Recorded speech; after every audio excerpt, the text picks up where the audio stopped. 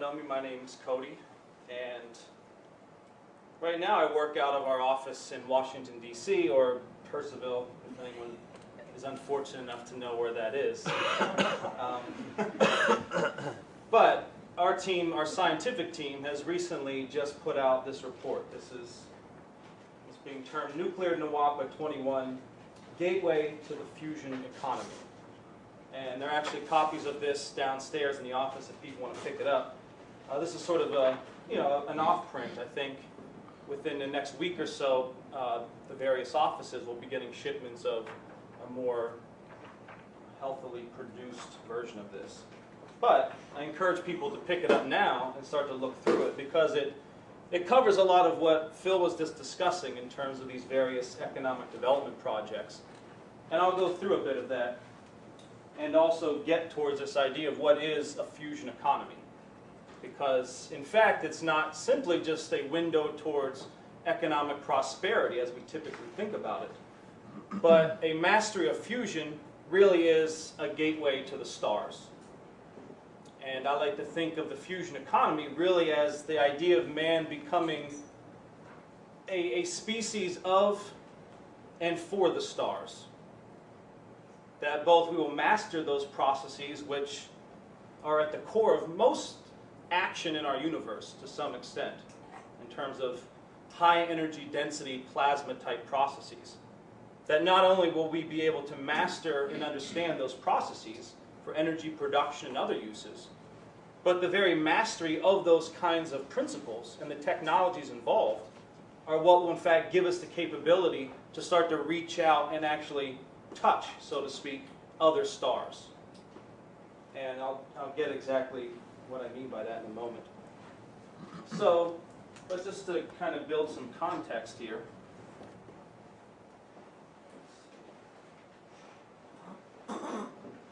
Unfortunately, some of these images aren't the clearest, but this is what you see here is a chart of the development of species, biodiversity, over the past 540 some million years.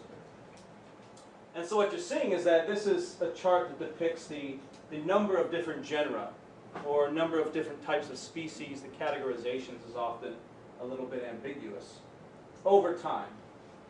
And so what you see is that life has, as a course of principle, constantly gone through a process of increasing the total number and differentiation of species on the planet. From very simple single-celled bacteria, cyanobacteria and what have you, the things responsible for producing the oxygen atmosphere which we all thoroughly enjoy, up to mankind and the most complex mammalian species. Now what you'll also notice is that throughout this history you've had these punctuation points of mass extinctions.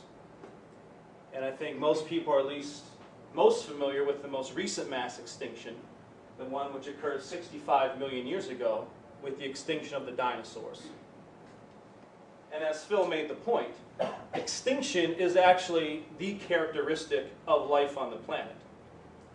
That something upwards of 98% of all species that have ever existed on planet Earth have gone extinct. So it's a pretty good track record in terms of extinction. So you've had these mass extinctions. The one that happened whenever oxygen was first produced on the planet, the so-called oxygen crisis, which occurred roughly 2.5 billion years ago. That actually produced the greatest extinction in planetary history in terms of this total number of species, or sort of relative percentage of species that went extinct. Pretty much everything that existed at that point died when oxygen was produced by these cyanobacteria. They were sort of the one surviving piece of life on the planet.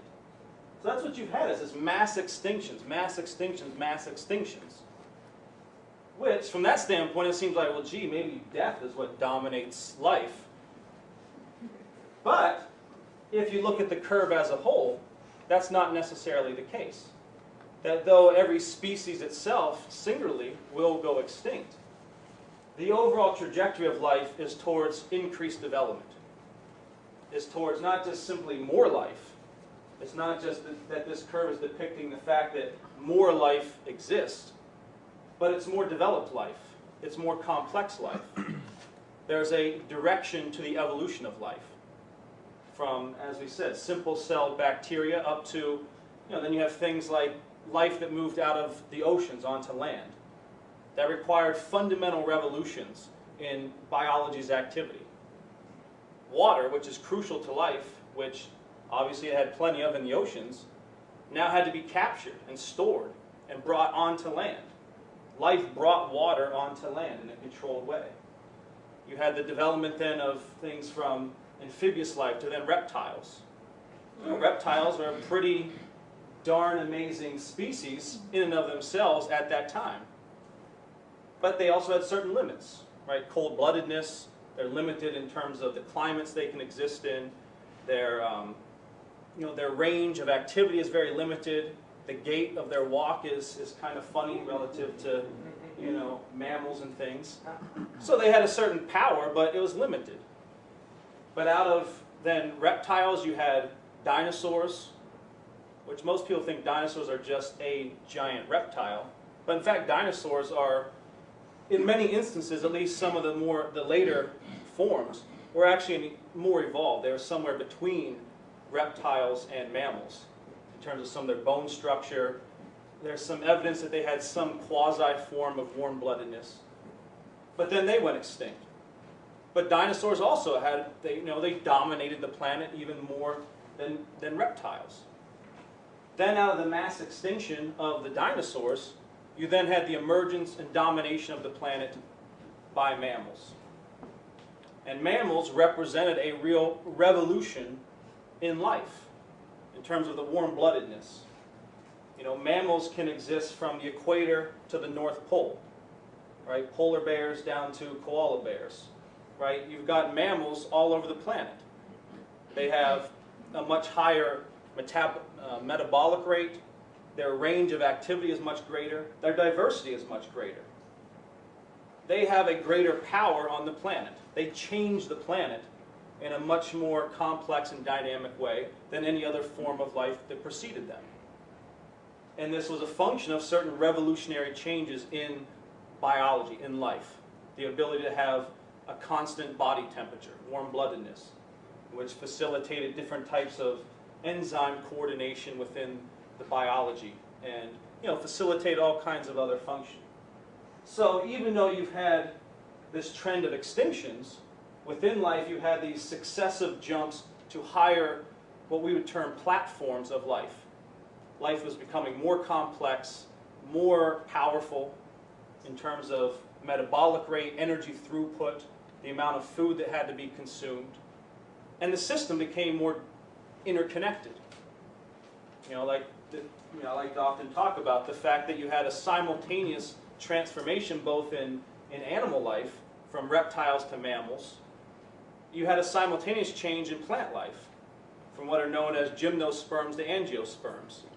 Gymnosperms are sort of simple ferns and things like that. Angiosperms, those are fruit-bearing, flower-bearing forms of life. The reason why that was so necessary is that you now had energy concentrated in a new way. You think about the amount of energy that's in an apple or something versus a pine cone, or the energy in fruits. That provided the energy necessary for mammals, which consume more energy, consume more food. That relationship was necessary to the two.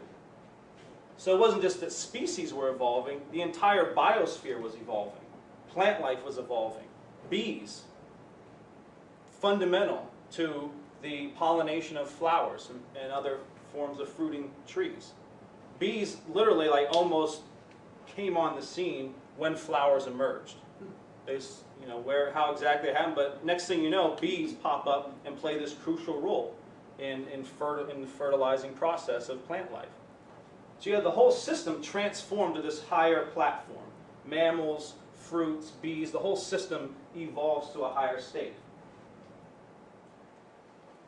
And we have to understand that that's a fundamental principle of our universe.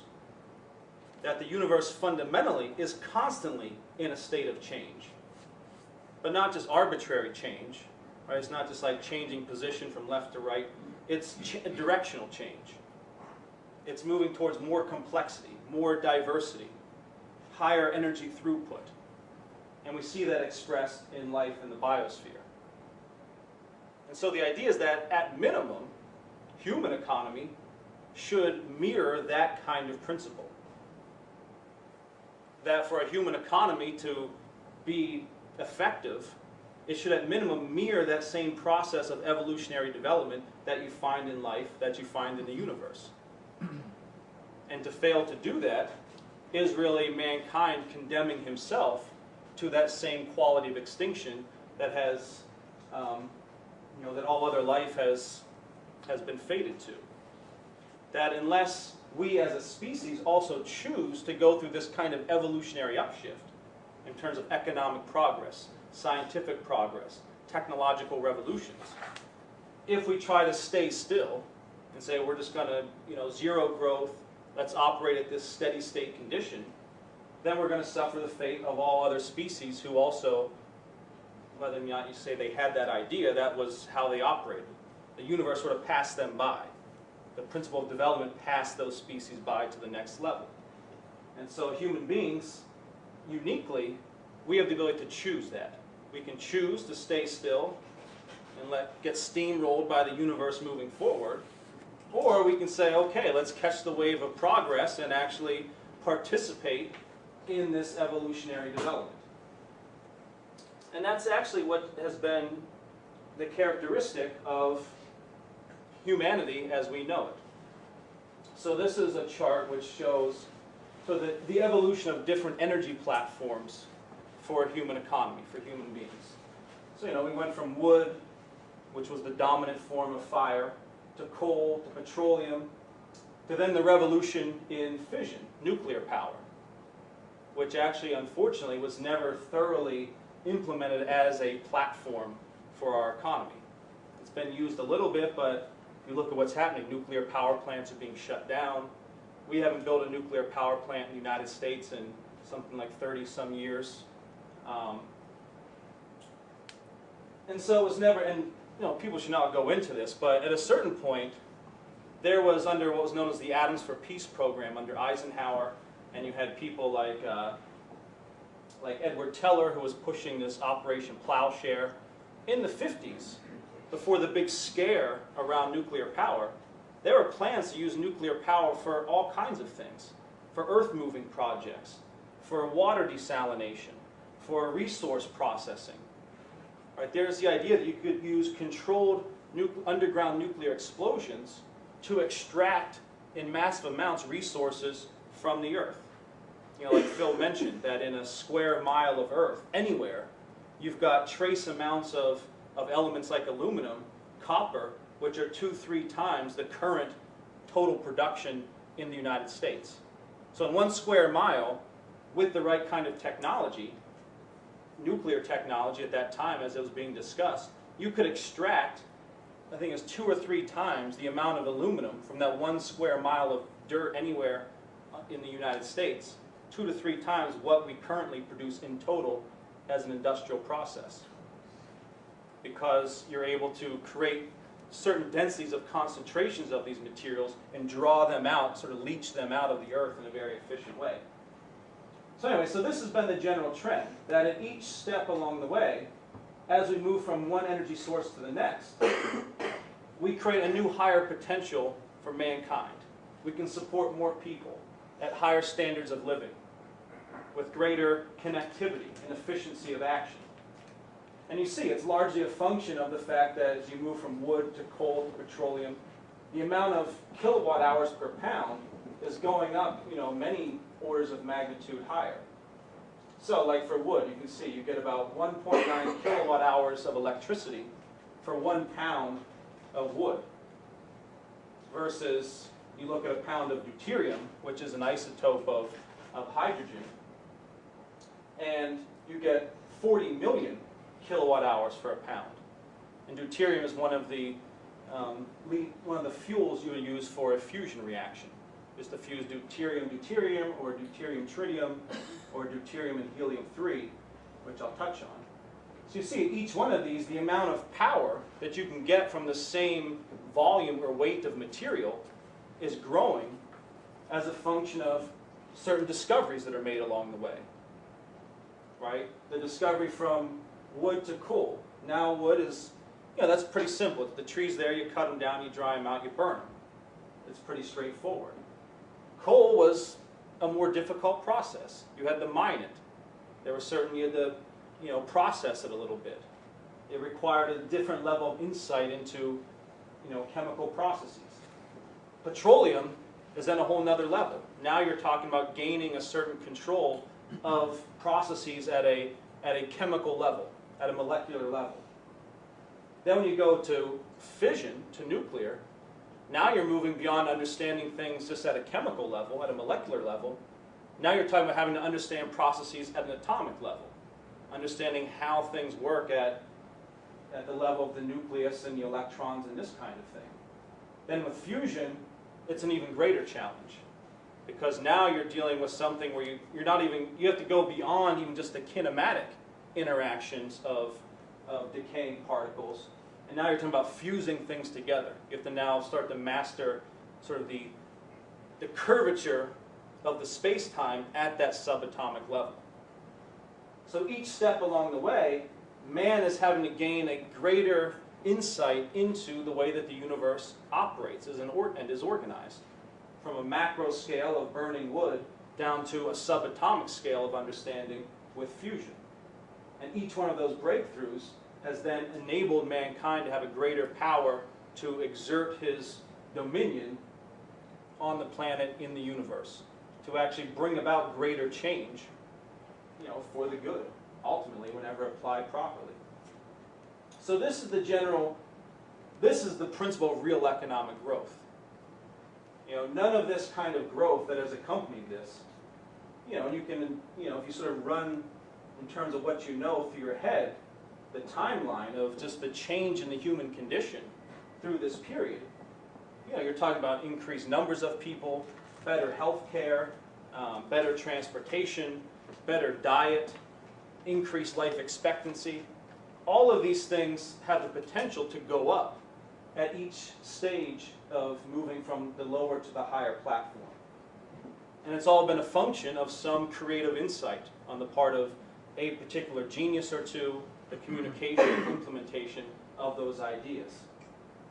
That's real economics. That's the way a real healthy economy functions. Nowhere in there is there any mention of money. Right? The amount of money that was involved in any one of those steps is irrelevant. It's really a function of creativity, creative insight. And that has to be the source and the root of economics. And it is the root of any kind of real economic growth. So what are we talking about now? As Phil went through, you've got the various crises in the world, the Syria crisis, the broader Middle Eastern crisis, the threat of war, potential thermonuclear war. You've got the economic breakdown. You've got the breakdown in healthcare. People are familiar with what's been happening in Detroit, where, you just got, virtually you've got a city which is being killed in terms of fire stations are shutting down, police are being laid off. You've got, in many places, you've got literal anarchy in the streets. Hospitals are shutting down. That's a trend across the country and across the globe. So, how do we fix it? What's the plan? Right? It's not enough just to, make fun of the goofy qualities of Barack Obama or something. We've got to actually have a plan of operation here. So this is what this report is all about. It gets into how do we take that next step, that next evolutionary leap towards the higher platform, towards the fusion platform, and what's involved in that. So here's some of the projects that are involved. What you see here is this is just one representation of what's known as the NAWAPA project. Hence, this is NAWAPA. It stands for North American Water and Power Alliance. It was a project originally proposed in the 1960s by the Parsons Corporation right up the street here in Pasadena. And effectively what it calls for is bringing upwards of 120 million acre-feet of water per year down from Alaska, water which normally just runs into the ocean up here. So this water, about 20% of the water that runs off into the ocean from snowfall, melting snowfall, taking 20% of that and redirecting it down through a series of canals and using massive pumps and tunnels and a holding facility to channel that water down through. Initially it was only going to be the western United States, but we've since upgraded the 1960s plan to include then moving some of that water into the Great Lakes to help flush them out and clean out the Great Lakes, to put some of it into the Ogallala Aquifer, which is the major aquifer which the Midwest sits on, which has been so thoroughly depleted that it's no longer economical for many farmers to pump water out of it, because the water's been drawn down so low that the cost of pumping is making irrigation uneconomical. So to bring it down here into northern Mexico, which would then, it's not drawn here, but this would then link up with the Pleno-Plegon programs of Mexico to bring vast amounts of water which runs off in southern Mexico up to the northern Mexico area. So it integrate the whole North American continent into one massive controlled water irrigation system. And so, aside from the amount of water, we're talking about doubling the amount of irrigable land available in California and the Midwest.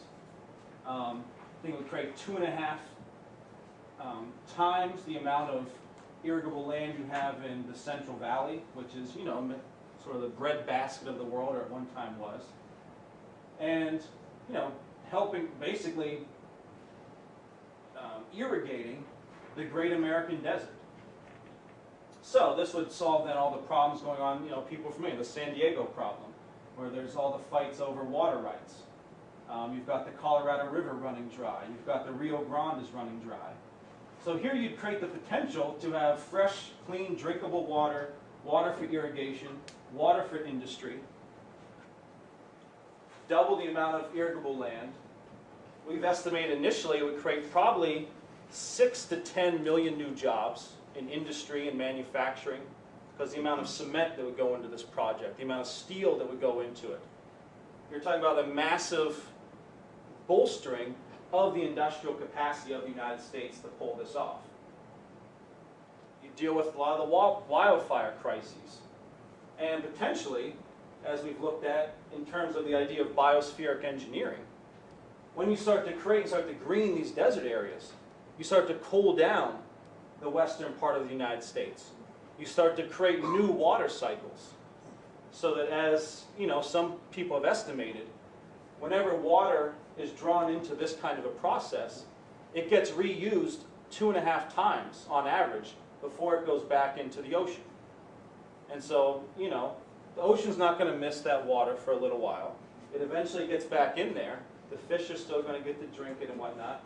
But through this diversion process, you're using it 2.5 times on average in terms of recycling through irrigation and then evapotranspiration, the formation of clouds, it rains back down, and that happens. So you're using the water, you're making the water more productive.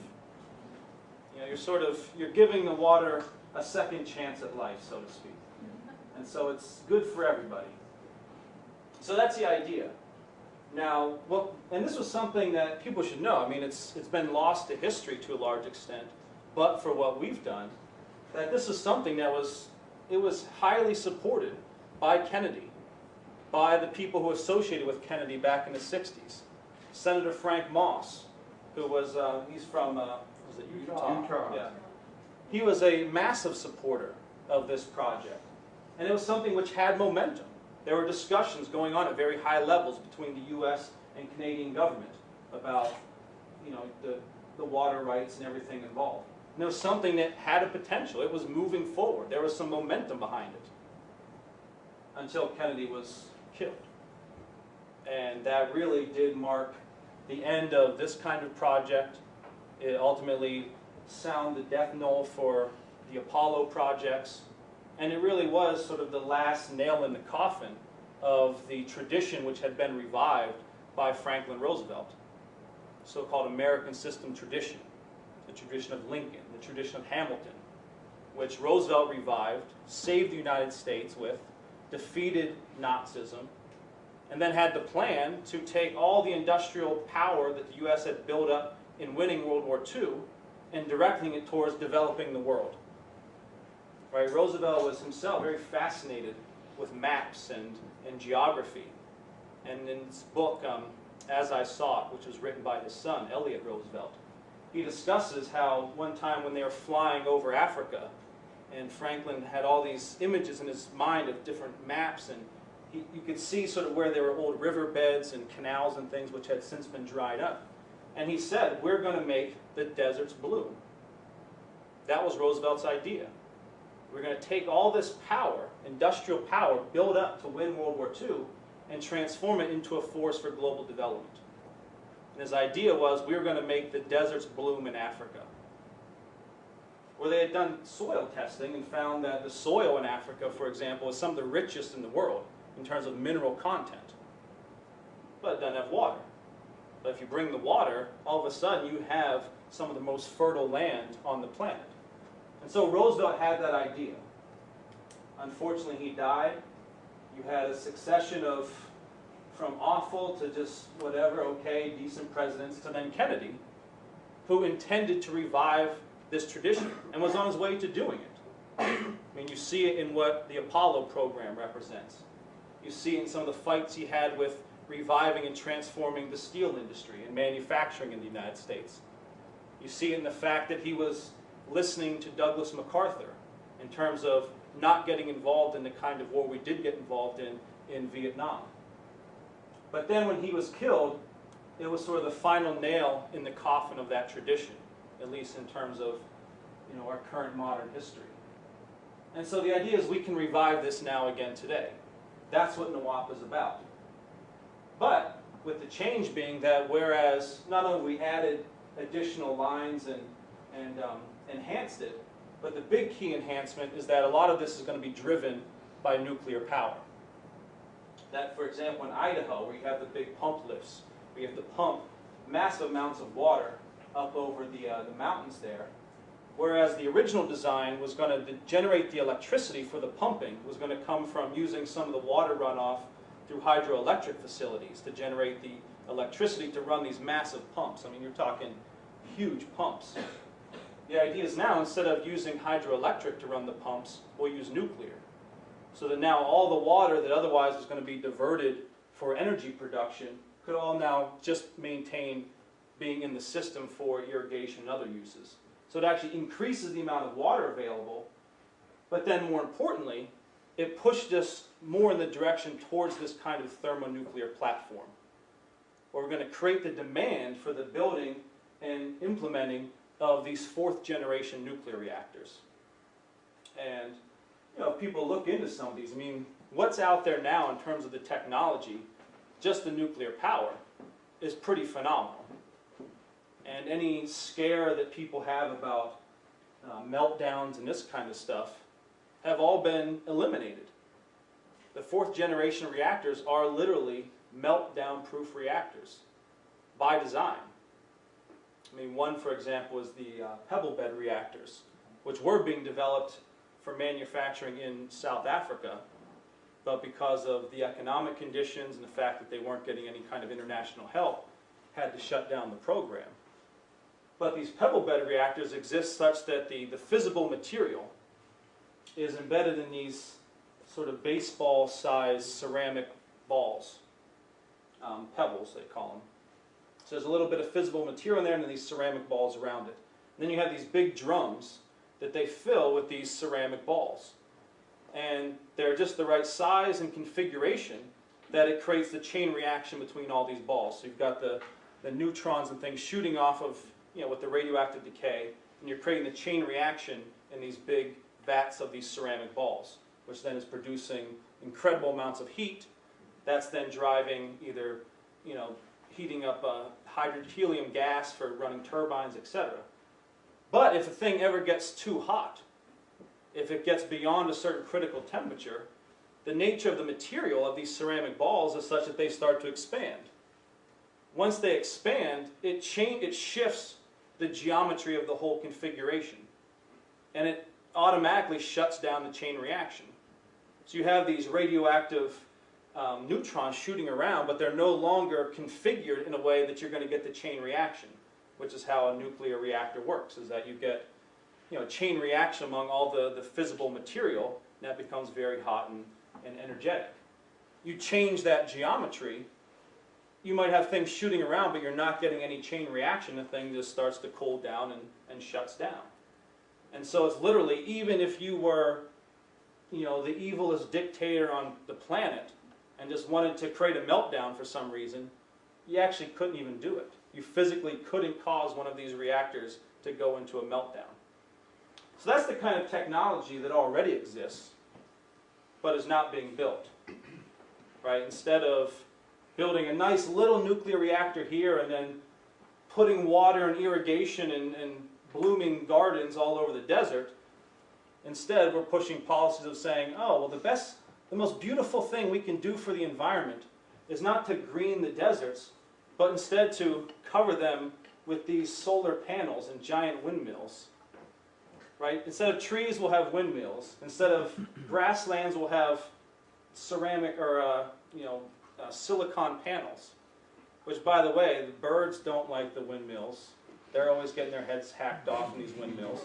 And the bugs don't like the solar panels because they think it's water. So all these bugs sort of do these dives towards these panels thinking it's water, and they all end up getting fried. So it's really not even good for the environment, let alone they don't actually produce the amount of power that you need to run an industrial economy. So this is one phase of it, the NAWAPA system. That's what we're going for. Now this would be done in conjunction with, as Phil mentioned, the Eurasian land bridge. And this is part of what we've been emphasizing, what Lynn has been emphasizing, is we've got to now move towards a Pacific orientation.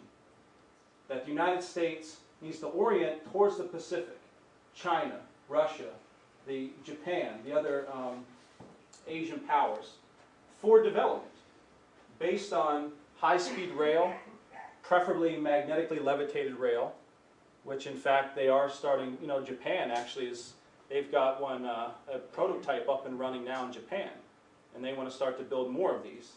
In China, they have one functioning maglev rail system running from Shanghai to the airport there. I think it's Podong Airport or something like that. And people don't know, this is where you're, no longer are we talking about metal-on-metal tracks, wheels on tracks. Now we're talking about using magnetic levitation as the track. Right? And people have played with magnets. If you have two light charges, you can't get the magnets to stick together, right?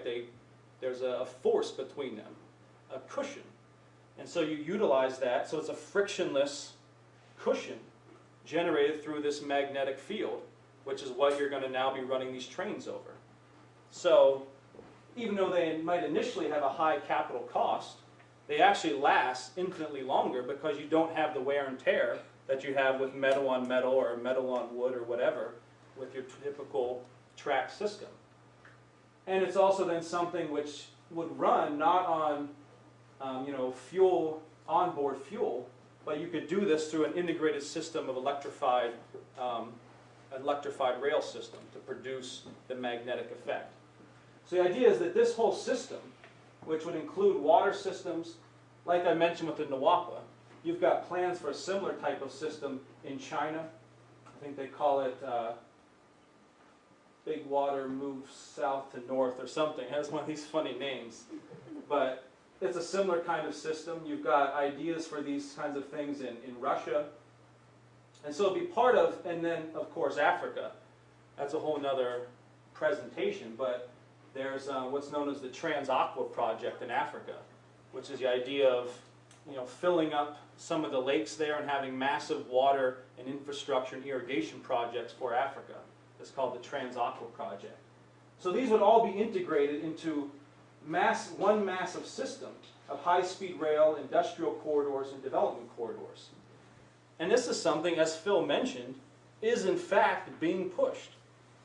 That while all this hubbub was being discussed around whether or not we're going to go to war in Syria, sort of behind the scenes or off in the corner, you actually had discussions going on around the Shanghai Cooperation Group pushing exactly this idea of the Eurasian land bridge, what they have called the New Silk Road.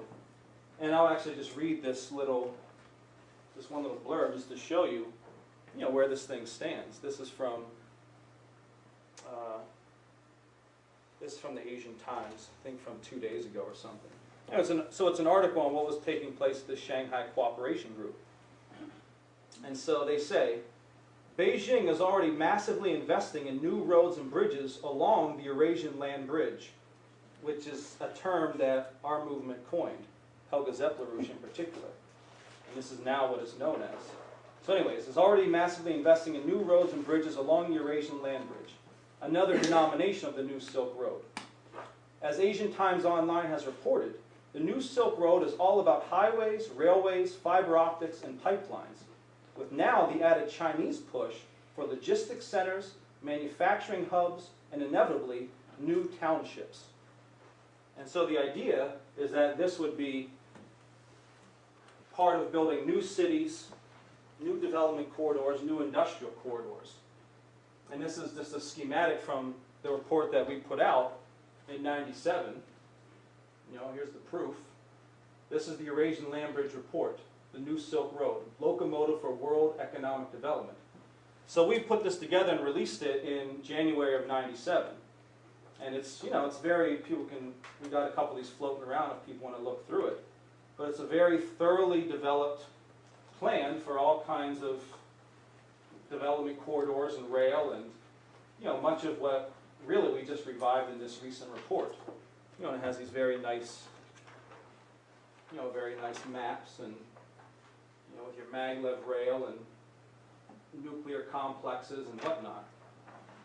So this idea, and actually Helga LaRouche, she went to China in, when was that, '94 or something, and had some meetings with a number of top Chinese officials there around this idea. It was highly favored, but unfortunately, the paradigm of free trade and cheap labor and all that pushed a lot of these policies to the side, because seemingly everybody was getting rich off of the free trade paradigm. But now, as that system is showing itself to be bankrupt and collapsing, this is now becoming, again, the featured idea.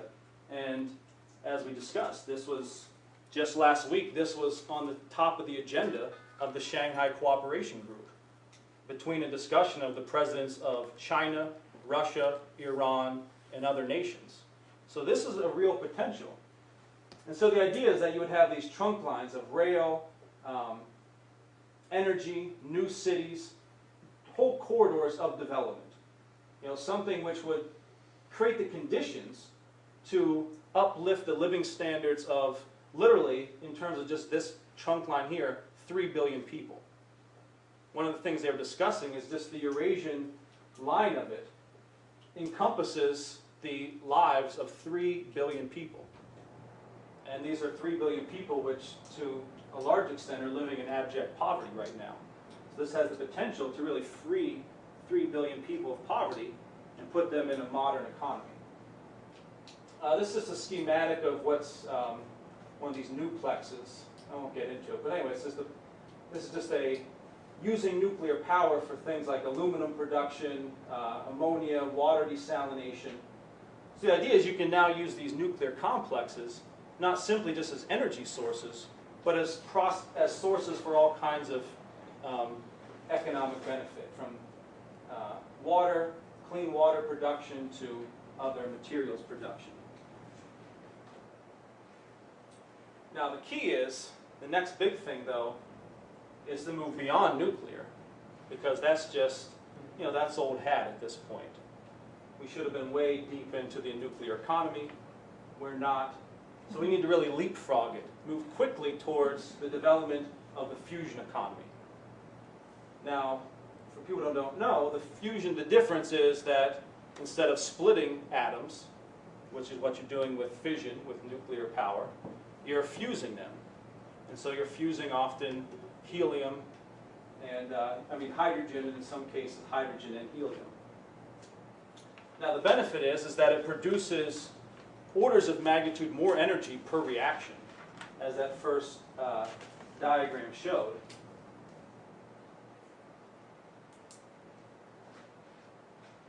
Right, uranium per pound, you're talking, close to 19,000 kilowatt hours. Fusion, you're talking 40 million. So, several orders of magnitude increase in just energy density created through these reactions per unit of mass. And it doesn't produce the radioactive isotopes that you get with nuclear power. So it's a lot cleaner, though I'll mention that that's not even such a big deal anymore if we actually develop things like these fusion torches. So what's been going on with fusion? Why is this real? This is really the subject of things, is that this is the revolution. The revolution is fusion, for many reasons, as I said. One, it's producing an infinite power source. Energy no longer going to be an issue once we go with fusion. It also has the potential, because of the intensities of pressures and temperatures that are produced with fusion reactors, you're now able to carry out processes of change which are virtually impossible under any other platform of energy production. So what I mean is, for example, has anyone here heard of what's known as the plasma torch or the fusion torch? Okay. So this is the idea that, let's see, we get a cool image here. Okay. Here's the way this, I'll blow it up.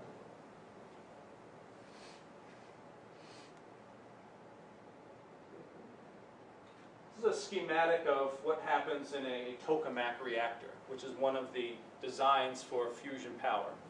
We're basically using these magnetic coils, these very powerful magnetic coils. And often you want to use coils which are operating almost as superconductive coils to contain this plasma. Now what is this plasma? Plasma is what's known as the fourth state of matter. You've got gas, liquid, solid, and then you've got plasma.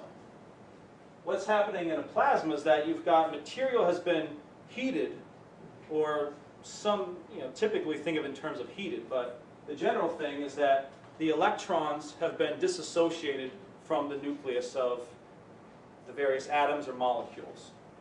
And so now, whereas something, in its standard molecular state, wood or anything, is neutral in terms of its charge, right, where the electrons with their negative charge are canceling out the protons of the nucleus with their positive charge, and the material is neutral. Whenever you ionize something, whenever you transform it into a plasma, it now becomes charged. So the electrons have been disassociated, so you've got all these swarming negatively charged electrons, and then you've got all these swarming positively charged protons and nuclei.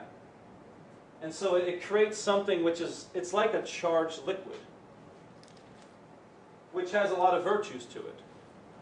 Primarily the virtue is that it can now be controlled and manipulated with magnetic power, with magnetic effects. And so the idea of these plasmas is that you start to heat up some kind of material, some kind of gas, up to the point where it becomes ionized. The electrons are stripped away from the nucleus.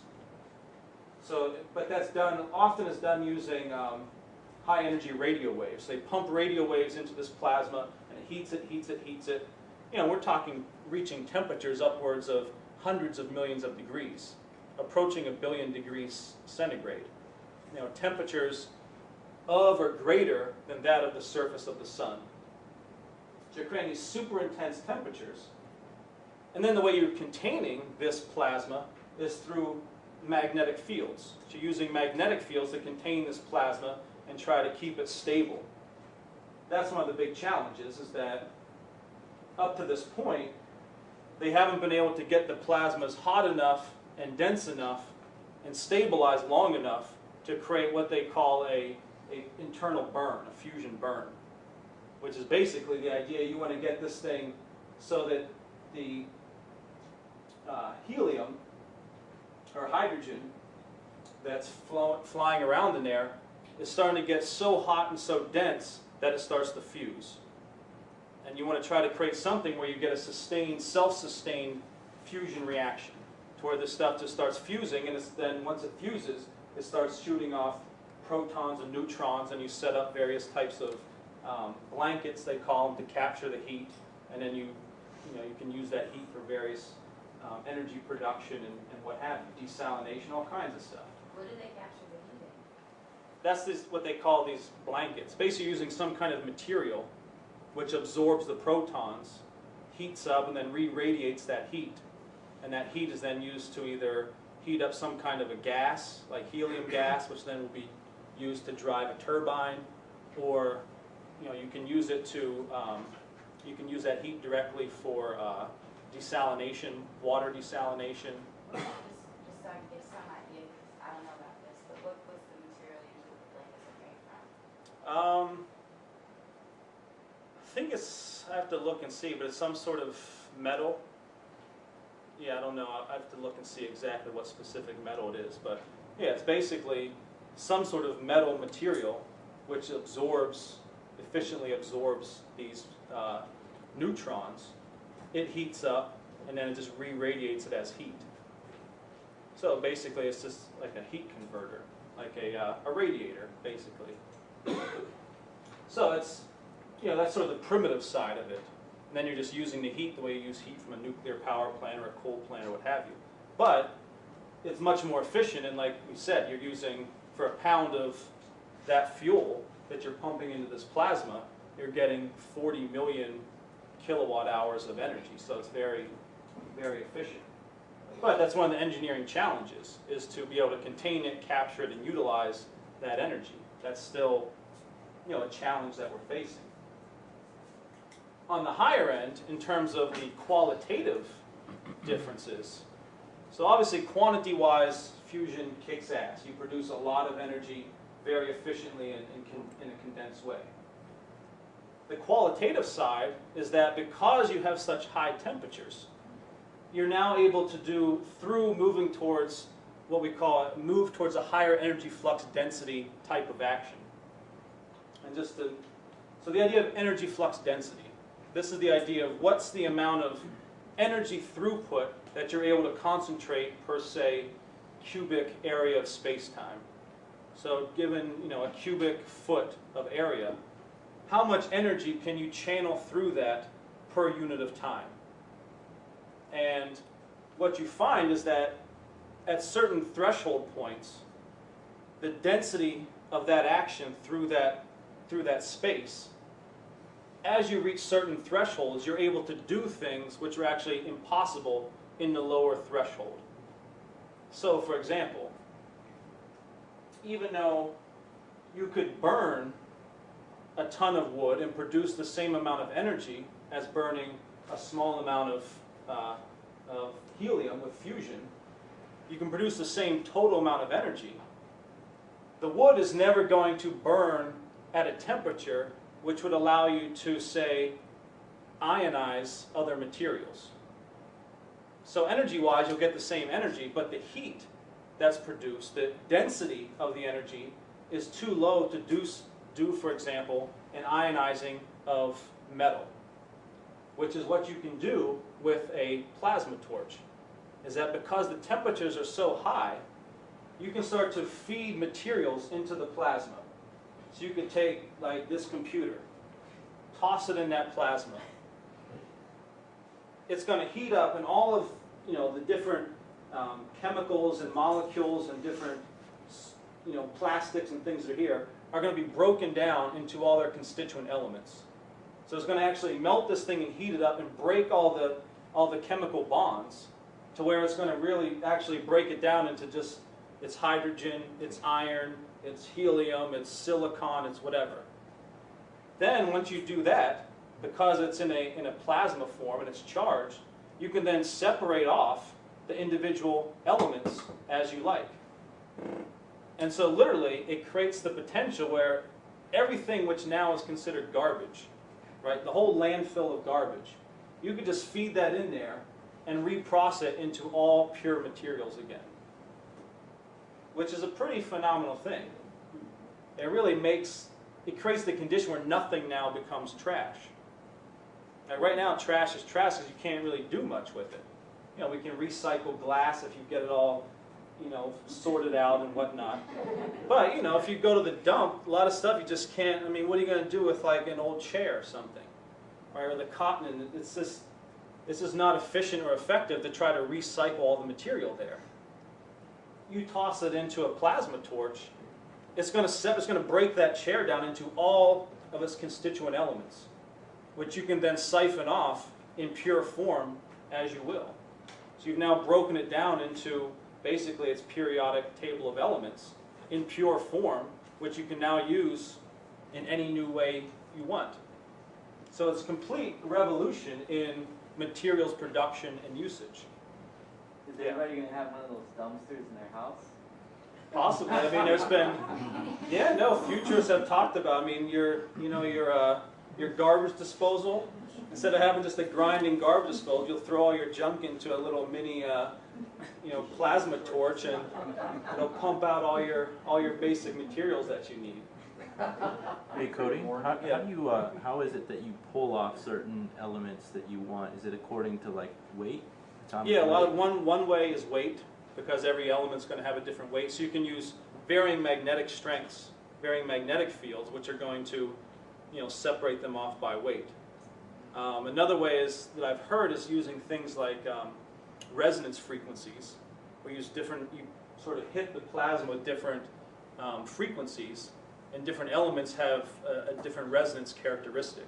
So each element will resonate with a certain frequency. So you can use those frequencies as a way to sort of capture or excite certain elements that you choose, and you can use that as a way to sort of siphon them off, so to speak. So there's a couple different methods that can be applied to doing that. Just really quickly, to dovetail off Richard's question, so then after that's done, then what is the process of like and cooling these temperatures and then like getting them into a form where they can become malleable again, but Yeah. destructible? Yeah, you can pull them off and then cool it, and yeah, I mean you have to set up some sort of containment system, and so all that at that point it's just a matter of engineering and design, of figuring out a way to store all the different elements. Yeah, so it's going to be hot. You're going to be pulling off this stuff in the form of themselves plasma in a plasma state, but you can quickly cool it down. I mean, plasmas can cool with whatever, water or however you want to do it.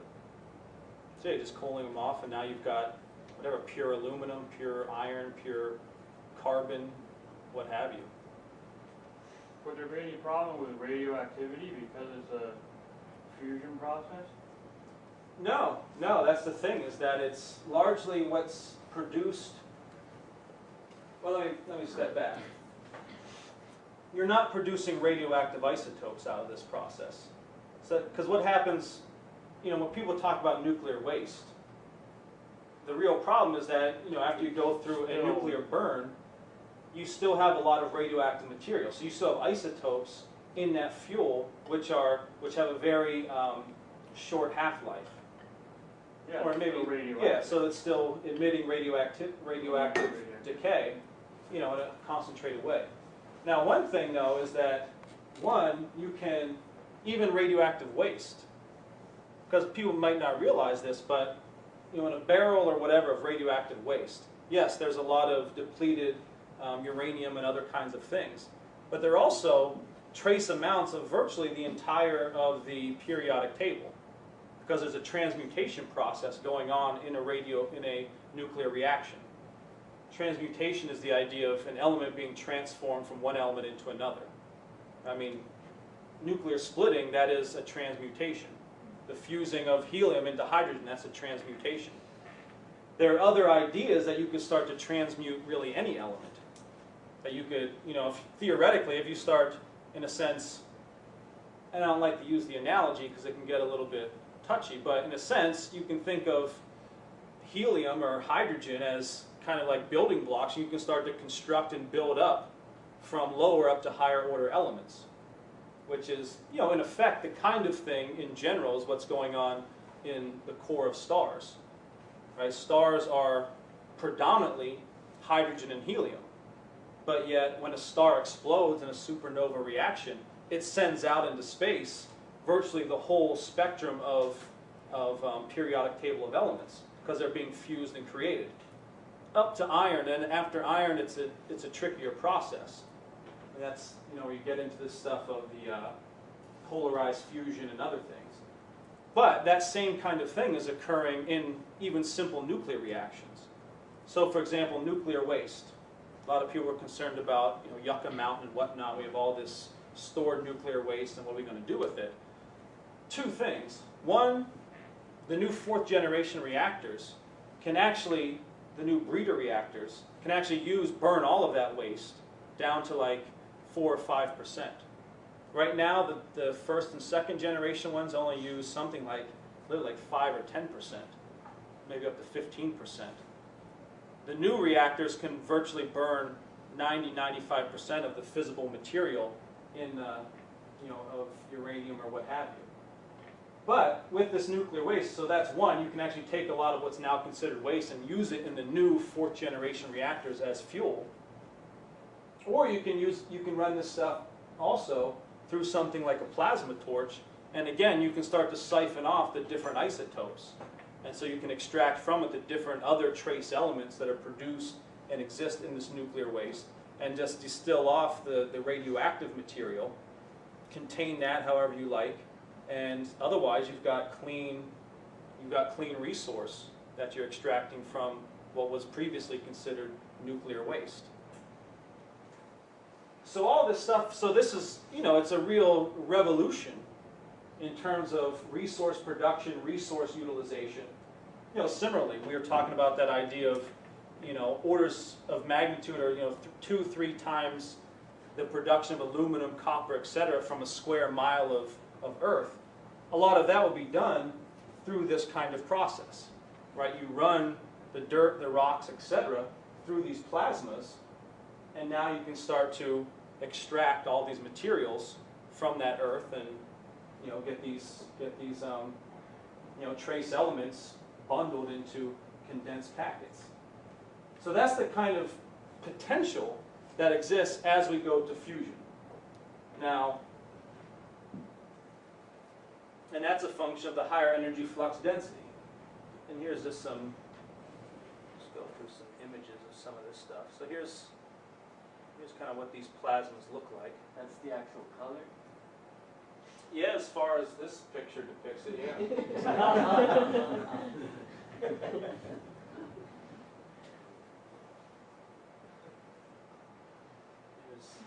This inside one of these tokamak reactors. You see sort of the toroidal inside of a torus, and this is the plasma. Very hot plasma. Numbers related to heat temperature or not? I think those might be time signatures. I'm not sure. How big is that? Can you give us like a rough size? That right there, I'm not sure which one this is, but it's probably, let's see if I can find a picture, but some of like the ITER one that they're building or they're developing in Europe right now, the chamber might be maybe the size of the height of this room, perhaps, something like that. There's smaller ones too, the one Yeah. in General Atomics, I think you could walk inside that. Yeah, that one was maybe like this tall or something. But that's a test facility, yeah. Hmm?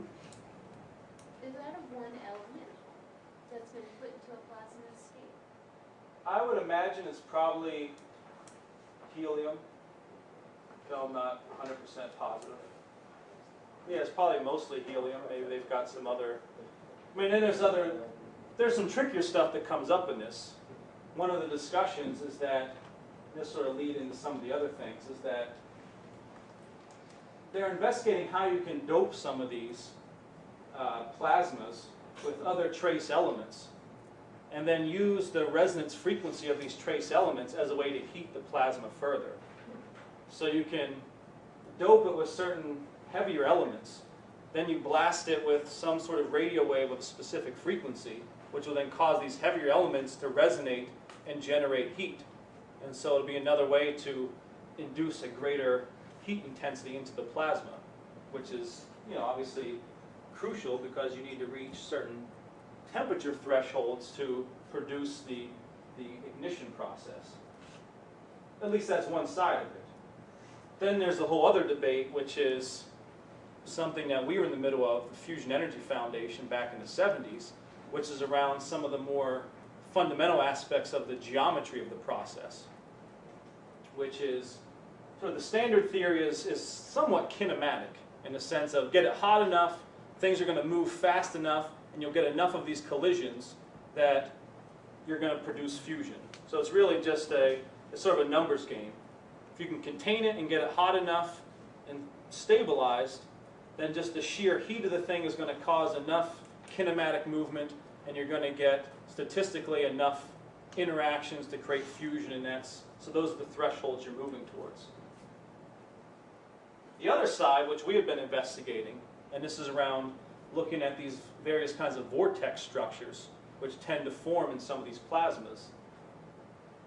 Now, on one hand, a lot of scientists say, well, we want to get rid of these vortexes because they're instabilities, they destabilize the plasma, and they're a problem. We want a uniform, stable thing. Some people like Dan Wells and Winston Bostic, and some people that were working with the Fusion Energy Foundation back in the 70s and 80s, they were looking at, well, maybe, in fact, some of these filaments, these things that look like little whirlpools or little tornadoes that form inside the plasma, maybe they actually are something we want to create more of because they may create a certain efficiency of action that would lead to a greater sort of self-induced fusion process. That these vortex structures are actually something you want to encourage because they'll create a certain kind of geometry within the plasma which will induce a higher density of self-organized fusion. And so that's sort of an ongoing debate. I'm not going to get into it right now, but that's something on the horizon. So just to kind of,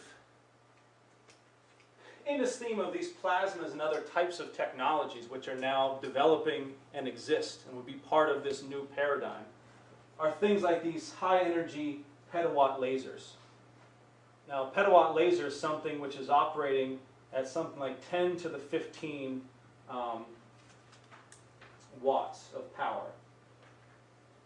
Now, what that means is that a shot of one of these lasers is actually equivalent to 1,200 times the total power throughput of the U.S. electrical grid.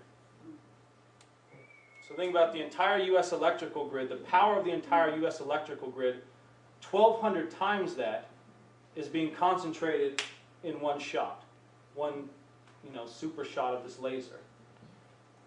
The energy that actually goes into the laser itself is only about the amount of energy that's required to run a 60-watt light bulb for like 2 minutes. It's like that amount of energy, but what they're doing is that they're able to take that energy and concentrate it over a femtosecond, which is something like a billionth of a trillionth of a second. So it's sort of the inverse. It's like 1/10 to the 15th of a second. So it's, it's almost unfathomable in terms of the shortness of time. So by reducing the time to such a short pulse, they're able to take a little bit of energy and create a power density which is equal to 1,200 times the entire U.S. power grid. Now I'm saying power is not energy. Power is the rate of throughput of energy. So if you're looking at, so you're taking not a whole lot of energy, but the rate of throughput that you're creating is so dense that it's able to create these kinds of effects. Namely, is that you're shooting this laser, first they shoot it at a plasma, often of, again, helium or something, or hydrogen plasma. And it creates a kind of shock effect and a density of action that then the product from that plasma is then directed at a gold foil, which then the gold is actually transmuted into platinum. And so it's actually able to take gold and transform the gold into platinum, while also producing matter, antimatter. It produces positrons, which are the antimatter equivalent of electrons, which is really, it's like an electron, but it's same size, etc. So they think, except the charge is different. It's the anti-form of matter. So it's actually transmuting gold. It's producing antimatter. It's, you know, you're seeing here, it's splitting uranium. It's like producing all these wild transformations with just this one pulse of very little energy, but of intense power. And this is what we're talking. This is the actual so-called sorcerer's stone. Or people are familiar with Isaac Newton, right? Considered the great scientist, but really his real passion was sorcery. Was what's it called? Alchemy. Yeah, alchemy. He was looking for the sorcerer's stone, which is, you know, the idea was to transform lead into gold, and that's actually what he spent most of his life doing. I think, in fact, he like burnt down his lab one time, running these weird experiments. And, you know, it was pretty. But this ain't magic. This is science. This is what they're at. You're now able to transmute elements, where theoretically, the idea is you could potentially transmute any element into any other one through this kind of process. Was once you start to master this kind of activity, the idea of limited resources is just out the window, right? Any resource can, in a sense, be manufactured from other more abundant base resources. So that's the other side. This can be, you know, part of our economy. And this is just an image of sort of one of these lasers in the laboratory. Anyways, you see sort of the configuration of it.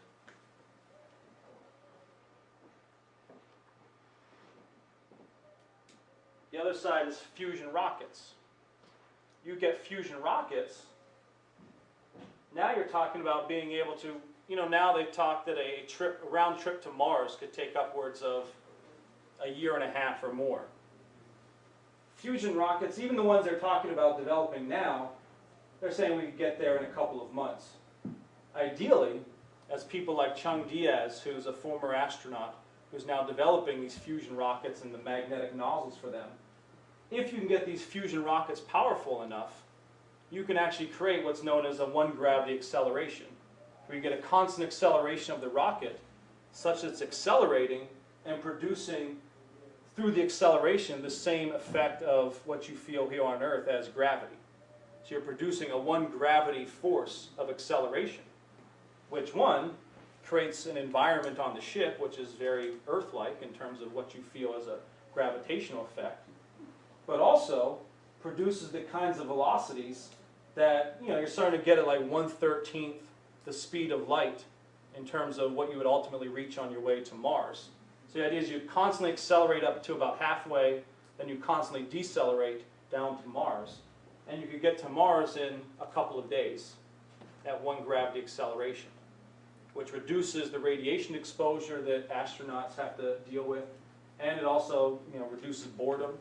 And if you're just sitting on a ship for months and months and months, you know, you can, and that can have some serious psychological effects. You know, it's almost like being in solitary confinement or something. So, and you get there quicker. It means you can make trips more often. You don't have to wait for the certain alignment of the planets to be optimal. And so it just transforms our ability to explore space. These kinds of, you know, like 1 megawatt fusion satellites could be used for lasers, space-based lasers for things like asteroid defense. But if you want to have a laser powerful enough to shoot down asteroids and do those kinds of things, you need a lot of power. Well, if you use this kind of technology, you could get, you know, they've talked about some of these rockets would be on the scale of, that the engines themselves would be on the scale of like a minivan or something. So you get a couple of these minivan-size lasers, satellites up there. You've got a much more efficient asteroid defense system.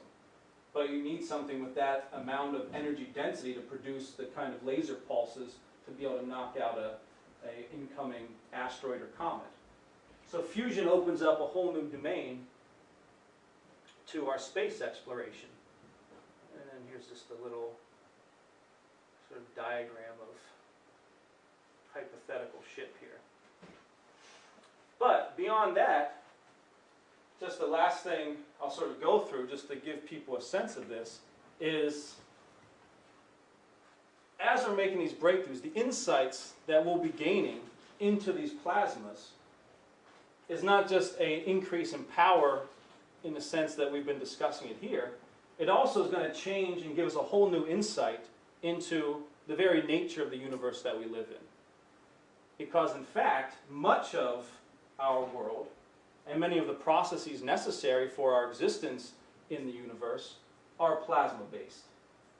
And just to run through a couple examples. So, first, the ionosphere. Right, this is one of the upper layers of the atmosphere. It's a plasma.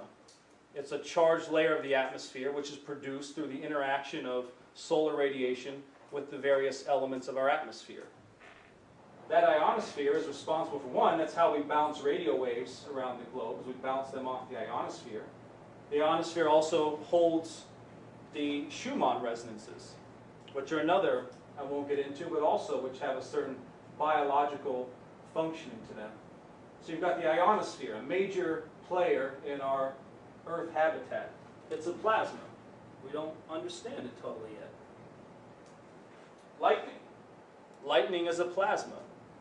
It's a very hot plasma.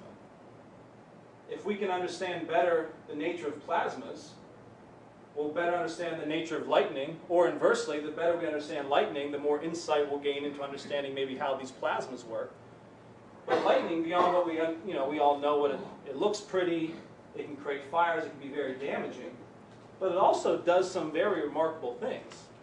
Like they've recently discovered in the last years that lightning produces antimatter.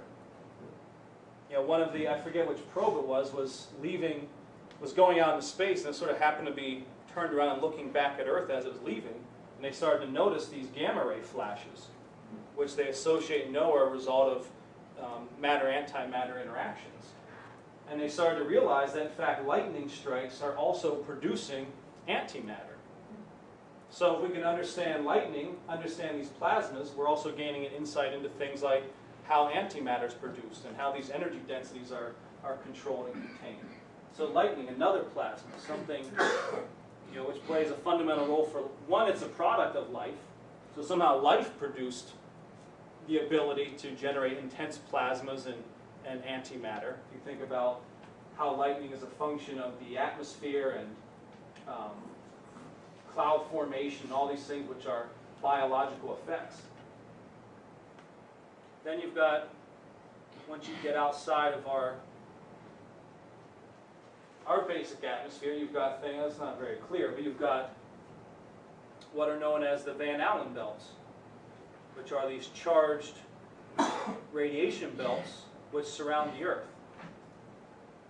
I think the inner one tends to be positively charged, the outer one is negatively charged. But these are these big donuts of charged plasma which encircle the Earth. And most recently they've discovered that in fact embedded within the Van Allen belts is a particle accelerator. That somehow the structure of these things is creating the kind of particle acceleration that they're using at CERN, right, where they're doing all these experiments to understand particle interactions and where they're creating antimatter and whatnot.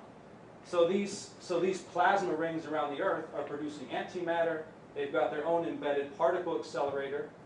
So the better we can understand these structures, maybe we can gain insight into how to apply these to controlling those things on a smaller scale on Earth.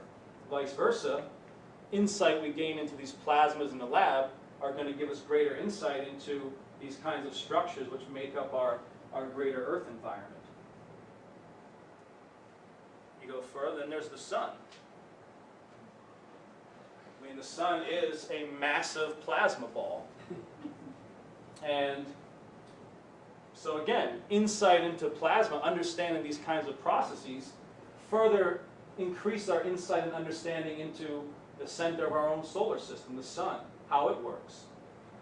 I recently saw a study where there's now discussion that the sun may itself be something like a massive superfluid, where a lot of the anomalies in terms of how the sunspot cycles work, how the solar flares work, can't be explained by your standard kinematic thermodynamic models, but possibly may be understood if you start to think about the sun as a superfluid, which is a certain particular quantum state where, in effect, the elements, so the gas or the plasma, takes on new types of qualities where you get a superfluidity, means that you're getting a superpositioning of the elements. So they're occupying, in theory, they're occupying the same, two elements are in effect occupying the same space. And that creates different types of flow characteristics. You get flows which don't have turbulence, which don't have shear. It allows for, possibly is the reason why the sun has such a large magnetic field, because you're also getting a superconductivity process where you're able to support and sustain very large magnetic fields. So again, we get insights into these kinds of processes. And then on a larger scale, you've got things like these neutron stars, like the one that sits at the center of the Crab Nebula, which is, again, it's a plasma phenomenon, as are all these nebulae. They're plasma phenomena. And so, again, we gain insight into our universe on a much grander scale as we start to master these fusion processes. As we investigate these plasmas in the laboratory, we're not simply just developing certain immediate practical uses for these powers, which obviously we need and will allow us to leapfrog out of this crisis. But we're also gaining an increased insight into the very processes which characterize our universe, from stars to nebula down to lightning and the ionosphere. And vice versa, as these sciences become more and more coupled, and we start to destroy this kind of compartmentalization, you start to create the conditions where the guys who are investigating things on an astronomical scale, their insights feed back into the laboratory. Whereas someone gains an insight into something that's happening in the sun, they can quickly feed that back to the guy in the laboratory who's working on plasma fusion processes to better understand what he's doing. And vice versa. He feeds what he does back to the solar physicist to better understand what he's doing. And so you're getting much more of a cross-collaboration among these different fields of study, all towards an insight and understanding of this fourth state of matter, of plasma, and of this higher energy density type of activity. And so it's absolutely crucial for our own economic survival, development, and just our insight into the universe that we push this plasma platform, we push this fusion platform, one, for our own immediate survival, but two, for more of our universal survival. So I'll just end it there, and if there are any questions, you can take those.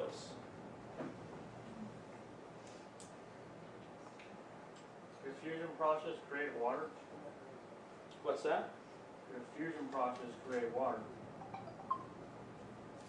Yeah, hypothetically. I mean, you could also create water if you're extracting hydrogen and oxygen from other processes. Then you could just combine those two gases and produce water.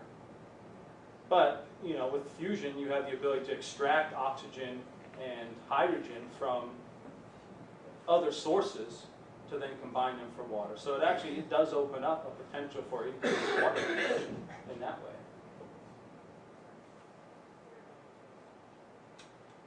I know there was some sort of satellite that just recently went outside the galaxy or something like that. Yeah.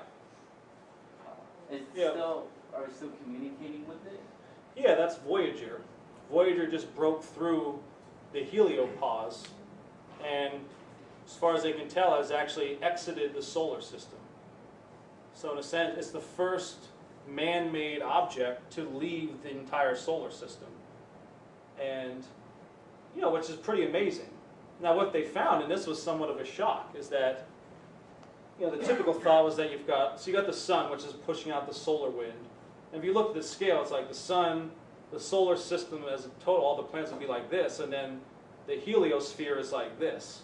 So it's huge. I don't know the dimensions off the top of my head, but it's huge. But the idea was that, okay, then outside of this, the point where the pressure from the solar winds can no longer push beyond sort of the extrastellar space, you kind of have this bubble formed. Now the idea was that, okay, the solar system sort of a singularity, maybe you could think of it as like an object, and then outside of it would be an emptier type of space. But what they've actually found is that as Voyager popped through this bubble, that the density of plasma outside of the heliopause is actually denser than what was inside of it. So that actually the space that we're in a sense flying through as a solar system is itself a fairly, relatively speaking, dense plasma. I think it was like a couple orders of magnitude in terms of the electron readings that they were getting. So yeah, but I mean it's even you just think about the psychological idea of that. Mankind has now in a sense dipped his toe into the extrastellar space. It's pretty amazing. The dinosaurs couldn't do that.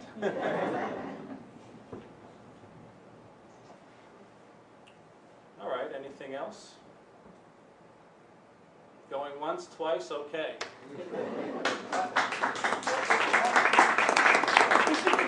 One thing I think is worth people, it's just the conclusion of which, is that actually plasma is 99% of the universe.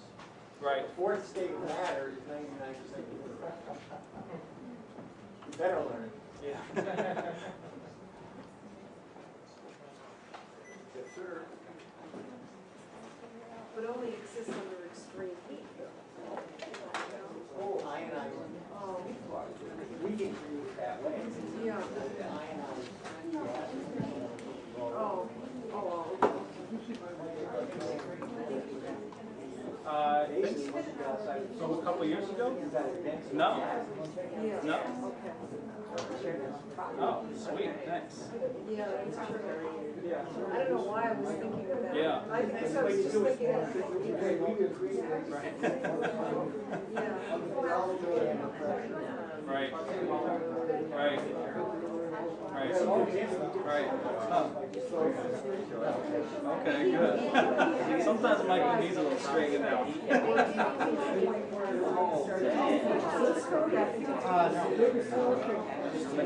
Oh, okay. Really? Huh. I wouldn't interrupt. Okay. Extra cost, but Right. Huh. Oh, they used to. Maybe I can make a copy tonight.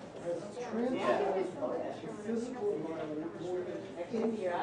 Yeah, I think like Really? Wow. That's awesome. Okay, yeah, no, I look forward to reading it then.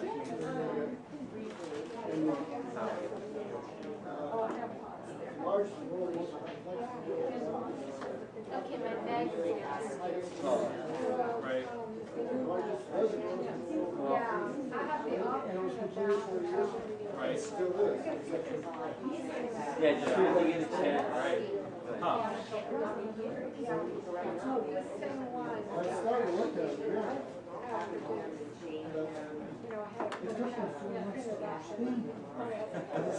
Right. Huh.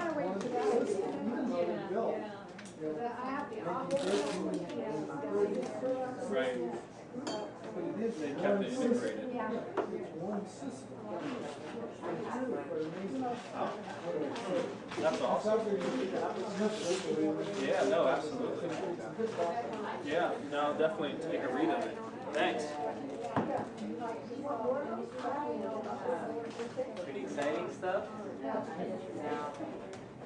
Yeah, quite exciting stuff. I haven't read the book before. Have you? You've read the whole report so long? No, not. Yeah.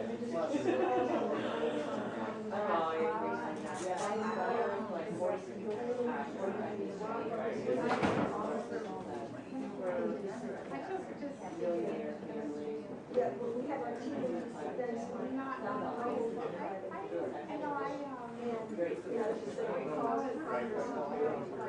So, if there's a point where, you know, the heat itself is reactive, like the type of elements that are holding the heat, you're gonna also create new elements. Yeah. Yeah, that's one of the big challenges is to create the kind of materials that can actually hold these plasmas. So they use magnets to hold it. It's not actually touching any material. So it's, because it's charged, you can use a magnetic field. So it's almost like suspended in air in this magnetic field. But some of it does touch and like get out of hand and touch the walls and whatnot. And those walls, they got to be of a very special material that they don't melt as soon as they're touched or something by the plasma. So it's, yeah, it's a challenge. It's a challenging process. Pretty awesome. How's that? Very exciting. Good. Good. To go.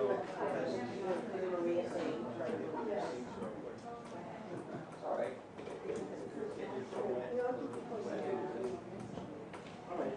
My neighbor. Yeah, well, I didn't catch Yeah, it. she lives in Virginia. They were all from Virginia. Oh, Everybody. and you found each other. Yeah, right next to me. Somehow we have this neighbor. And we came over last night before last. We talked about it. Thank you, you too. The standardized testing. Yeah, I don't think. And The other thing I think we got, you know, even the LA US, the LA Unified District, they're gonna be giving out iPads to all the students. And effectively, they're gonna teach people on iPads, and I don't think you can digitalize education.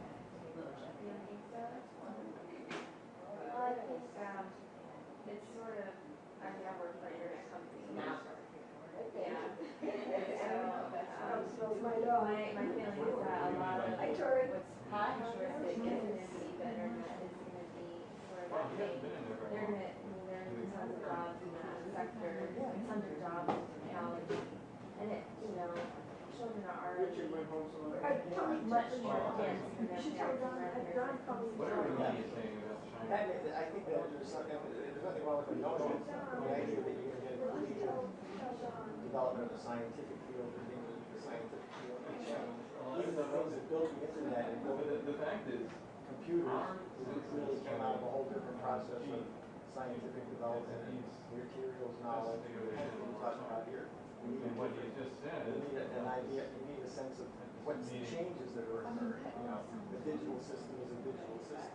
push a button, you know? Well, just like, Well, I don't think it's gonna help make I would take those with a grain of better. Right. I don't think it's gonna be the Yeah. the The thing thing that is that's really gonna telling make is that it they better. use the Right. term Eurasian It's language. like her I mean, that's a deliberate reference. you know, all of the Basically, reasons you're why kind of things are saying, the way that they are is because we of like politics, LaRouche's because ideas. of all those things, all the they're finding, like, defunding, or in North Carolina even, that's where I used to teach, they're now forcing health teachers and teachers in general to tell, you know, students that if they get an abortion, they'll no longer ever be able to have a child. Right. You know, like, Pacific something Basic that is not Immediate right, you know, Program. it's false. And in the But now introduction, it's like it the says state is to in tell you, 1963, as a 64, teacher, to 65, teach them something there's a that's not true. Pacific You know? Japan, that- California It's all part, Japan you know, it's part of the whole Association piece of things, that, you know, that absolutely was really big changes on evolution. development of Pacific Basic. So that Also, would have been from the Kennedy's time standardized through the testing whole, is partly based on the maybe another idea aspect. that everything in a sense can be reduced to mathematics. And, you know, simple comprehension, linear grammatical comprehension, and mathematics. Yeah. Basically, teach people This is the a real, world where, you know, everything is where we would have been by now. mathematical deductions and so on and so forth. As a design of that side, this is really drill and drill, like flashback. well, you said the other way, just what you said, and that, you know, the science tests are really, are so low, but because that's all you focus on, you don't focus on thinking or other things, that even with such a low base, we still can't even reach it, really, because of what they call the critical thinking, doing, like, whatever. And then that's it. The main challenge is intelligence from here. that population, there was the Congress, was sort of like that magnet. And it's, the truth is we're really assessing ourselves for what's right in front of us and not really being able to think outside of our own circumstances. Well, you know, No true. you know, they see, feel, and touch, their sense perception is the world. Right? Any real discovery goes outside of what people experience before. You gotta have, you know, a sense of human mind is grasping the larger picture. That's why like when I was growing up, in the third grade, they asked us to do, go through the forms of fuel that was available. So I chose to do a nuclear reactor. Now people today wouldn't even consider that. Only to like beat it up or something. Yeah, right. In the crash program. So if you have kids thinking that there's an amazing amount of things that you can do, you get a certain amount of wonder. Yes, this would be There's a lot the more to norm. it than Yeah, trying to and get this the is how memories of multiplication. you start to get there. Right, and that's the problem with our school system is that it's so politically charged on the outside that, you know, That changes with In less, essence, once you get less. those ideologies sort of pushed onto the students that Fire are out, making then you're their back to the power credit be system. bad or, you know, those types of Sure. things, so. Kids are raising an environmental, you know, environment. I see 6-year-olds complaining about styrofoam cups, and I had that experience. And I said, oh, we can do it, you know. We can get anything that's human makes the atmosphere of the world dirty. Yeah, I guess that can Sometimes families can be like Here they that. go from their parents, they're They have a certain image of you. they're all But the good thing is we stick to the also, truth. Look at the you know, guys that we come just back to you and they want all your Going attention. back down Obama's empire, starting World War III. Well, come back by. Well, that's what we're wasting. That's what we're doing. Friday, tomorrow, Monday. They're right on the corner. Well, they're giving me this city, that they keep the calls. And then, you know, maybe you'll get excited about something. No, actually, I was very inspired. I know, I mean, it's so easy, you know, like seeing these classes, like, I'm like, how can I get this water thing right now? You know, like, what kind of job can I get in? Water. In water management. So you work on the NAWAPA and they'll probably do your job. I'm kind of kidding. Yeah, I'm gonna use the restroom and I'll be downstairs, okay? No problem. I'll be downstairs. Okay. So, your eyes are different. Yeah, no, that's. Well, yeah, but did anything happen to the minor? I mean, it just like, your vision looks better. But well, my vision is better. What I had cataracts, so what they do is they take the natural lens out and put it in an artificial lens. So now I've got, basically, I used to be nearsighted, now I'm farsighted. Okay, yeah, your eyes look I different. still need to wear reading glasses once. Too close like this, I need reading glasses. That was fun. It's a stupid, spoiled dog, but specifically it's a half Chihuahua I'll and have to. Pavian. I mean, it's French dog, huge ears, so. Yeah. Interesting turnout for that. Yeah, What did that? I don't know where she went. She was supposed to be spending time with her house tonight. She was in town for a few more days. She was supposed to stay for back next week. Cute. Oh, thanks.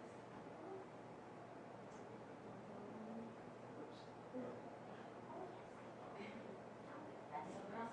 How did you know the G20 meeting that there was who he was talking about? Number one, Obama practically admitted it. Oh, really? When?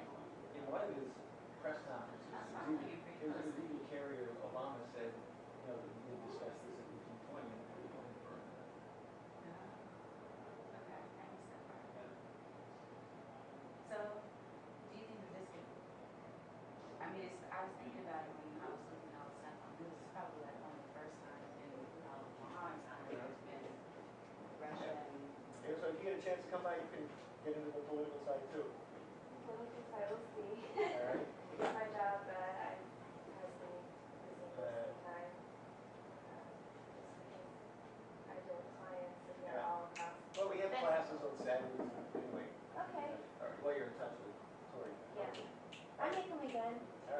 Sure, thank you. Have All a right. good evening.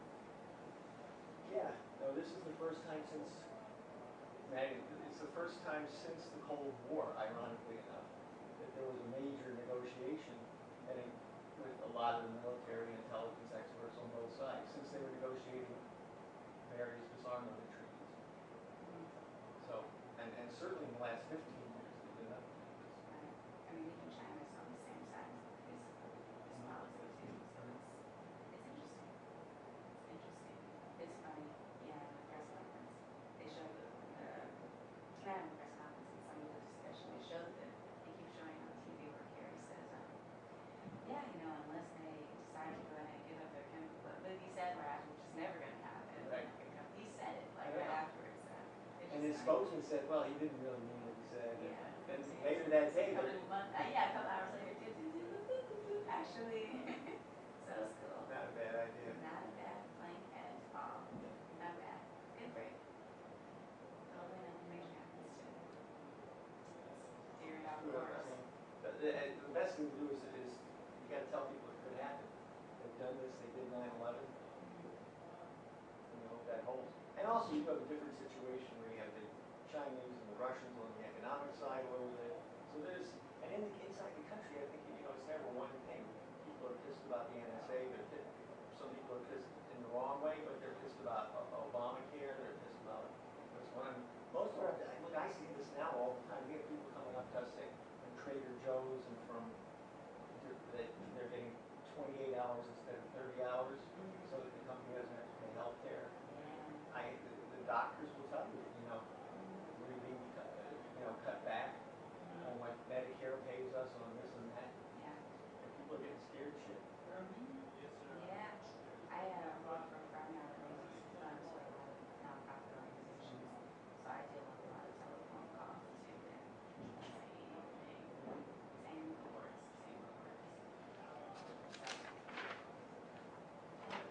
So I think we're in a very No longer would the energy source be so small and so limited that we can have something so, I guess, unlimited within the power of our hands.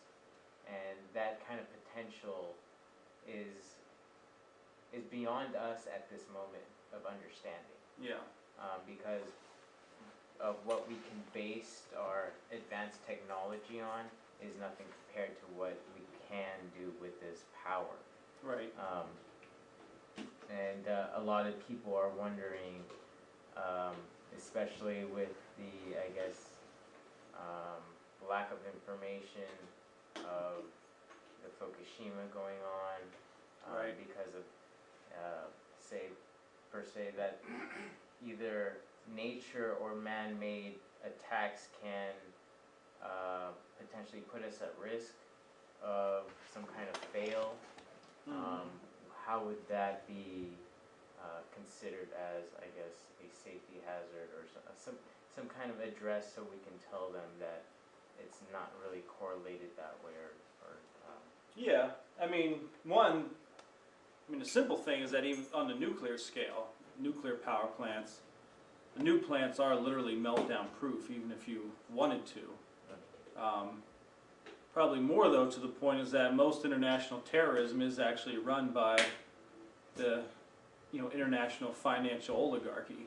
So those who would have really the ability and the vested interest to sabotage a nuclear power plant at that scale would be, the anti, would be this supranational anti-nation state conglomerate, right? The forces associated with the BAE, Saudi nexus, the British elitist nexus. Those are the people that would really want to create that kind of sabotage because they're against science, they're against technology, they're against population growth and development. But the science is there to where these things are able to be made absolutely safe.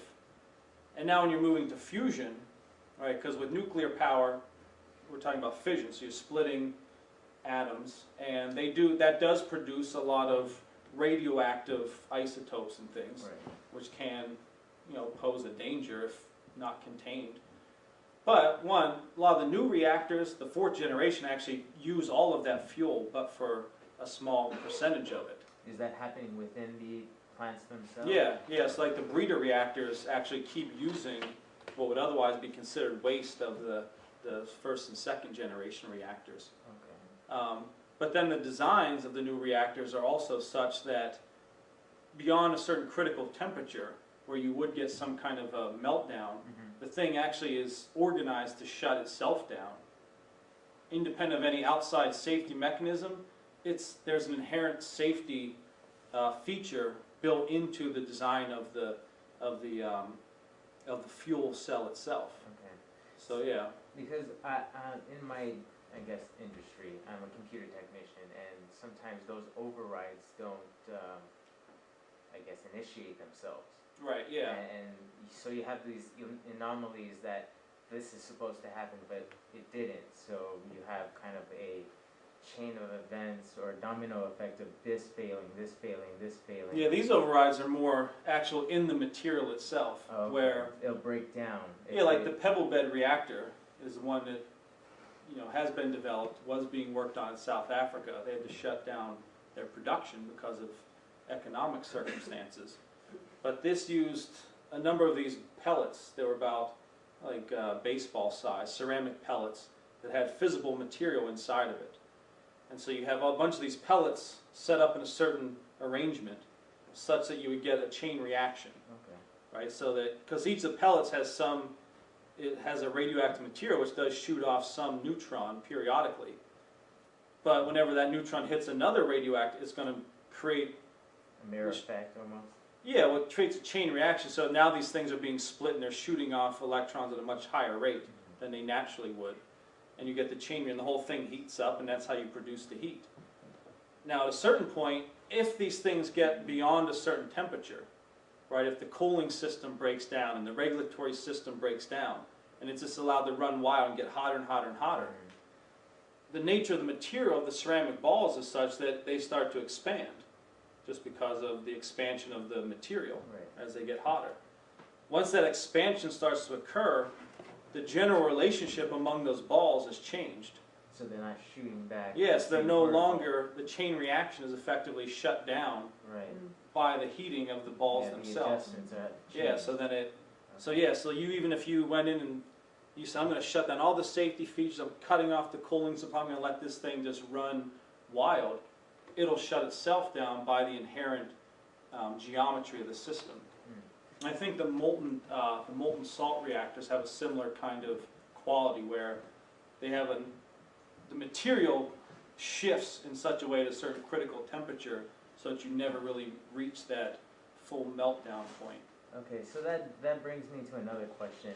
Now, going back to that super helium that we were speaking of, now that it does not have tension to create heat, to evaporate whatever energy that it's supposed to be supplying,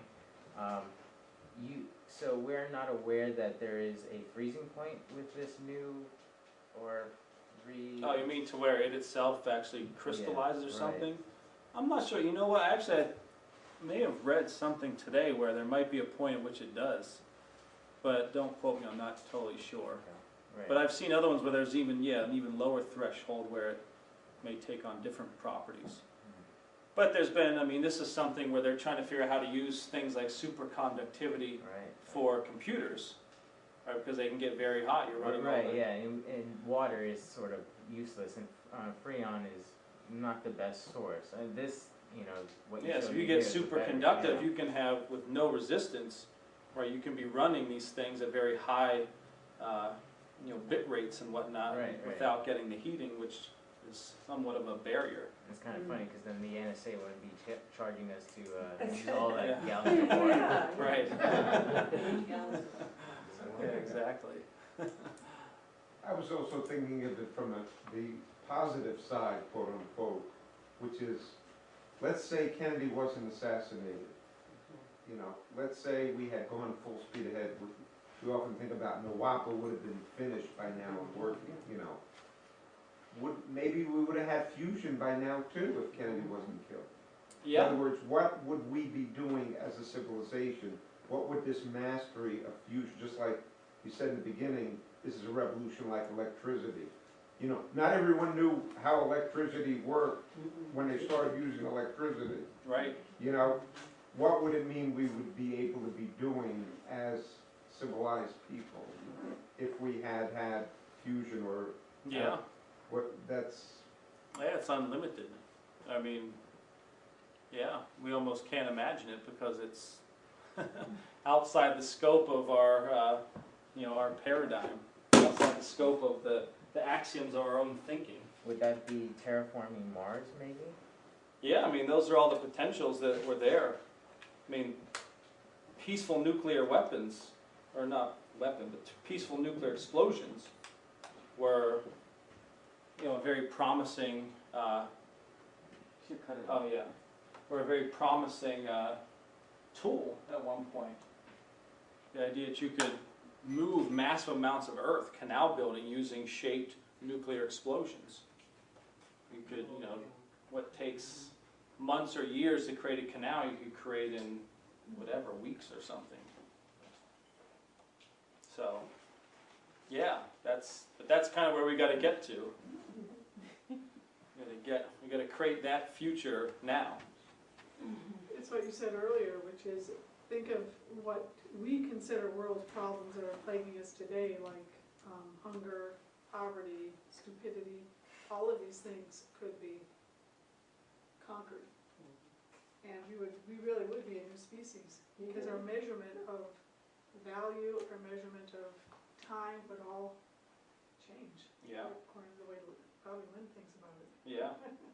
Do you know if they've done any research into different explosive devices for, like you say, peaceful explosions or something? 'Cause Yeah, that's what the PNEs were. Peaceful nuclear explosions. Well, I this was mean, part of the Atoms for that Peace was idea. supposed to be atoms for peace, and then because it's a fission product, they were the statement at least was, you know, it wasn't economically feasible because you'd end up with fission products all over your project. Yeah, that was one of the concerns. You know, some of that was actually dealt with, and they figured out ways to minimize it. But now there are other techniques being developed which eliminate the fission side of it, which use things like antimatter triggers to initiate a fusion reaction, like a hydrogen bomb, which instead of using fission to ignite the hydrogen, the fusion process would use antimatter. And so you get the same, actually more of a directed charge, but without the fission byproducts, yeah. So it's an antimatter fusion bomb. Yeah, yeah, pretty much. Yeah. Yeah, on our current electrical like wiring, I guess if you bring in fusion power, or you would essentially have to replace the existing, maybe the cables that are already existing for more. No, I mean you would want to. I mean you could still generate standard electricity with fusion. But this is the thing, and that's when you start to get into the real revolution of can we actually replace the whole paradigm of infrastructure that we think of now, where you actually replace even movable parts in the sense of instead of you know, drill pieces or machine tools which use gears and cranks and movable parts, maybe we're using totally frictionless magnetic movements or using fluid movements. They already have some of that in existence where the machine tools have used a long time, the mechanical screws like the Acme screws and then the ball screws, and some are doing work where they're using magnetic levitation to drive the table. Yeah. So you do that, all of a sudden you eliminate all that friction and yeah. And they're supposed to be faster too. Last longer. Right, lasers. Like that and stuff. Yeah. I haven't seen anything on YouTube that shows that, but I know some people that are, you know, they're supposed to be working on it. Yeah. No, that should be another aspect of the whole thing. You know, Einstein actually is the one who predicted lasers. Yeah. Yeah, lasers came about of Einstein. One of the properties of that comes up in the quantum led him to forecast the development of what became known as lasers. So I mean, all these things, Einstein, Planck, they were right there behind all of them. But yet somehow they were classed as the Who fuddy-duddies. came first, Einstein or Planck, in terms of notoriety, or? Planck was, by the time, whenever Einstein did his, what year was that, 1905, he was just a patent clerk. I mean, he had a decent education, he was a patent clerk. One of the people he sent his paper to was Planck, who at the time was one of the leading physicists in Germany, if not the world, yeah. And so one of the first people to actually catch on to Einstein's stuff and promote it, and really sort of sprung. So sort of was recognize that he had something going there. Yeah, yeah, yeah, absolutely.